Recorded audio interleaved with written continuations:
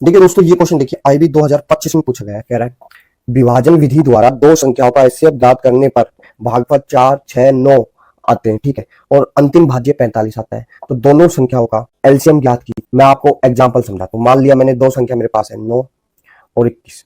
अगर मैं इसका एचसीएफ ज्ञात करता हूँ विभाजन विधि द्वारा, 21 में 9 का भाग दिया, यानी एक संख्या तो 21 हो गई, इसमें 9 का भाग दिया, तो मेरे भाई 9 का भाग दिया तो क्या आएगा, देखिए 2 बार जाएगा 18 आ गया, क्या बच गया मेरे पास 3, ठीक है।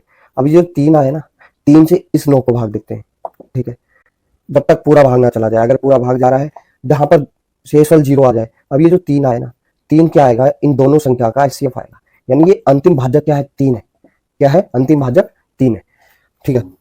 तो इन दोनों संख्याओं का एचसीएफ कितना आया, 3, जो अंतिम भाजक है। तो मेरे भाई ये जो 45 आ रहा है ना, ये अंतिम भाजक है, तो ये इन दोनों संख्याओं का एचसीएफ हुआ।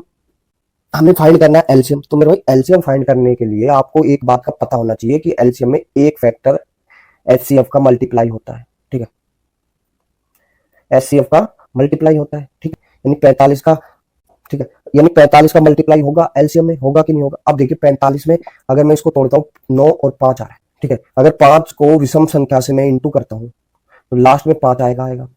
अगर 5 को मैं सम संख्या से इंटू करता हूँ तो लास्ट में 0 आएगा, ठीक है।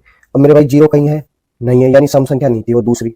अब मेरे भाई वो विषम संख्या थी, अब उसका इंटू अगर 5 से हुआ तो 5 आएगा। क्या यहाँ 5 आ रहा है, क्या यहाँ 5 आ रहा है, क्या यहाँ 5 आ रहा है, डी ऑप्शन 5 आ रहा है, ये आपका सही हो जाएगा, ठीक है।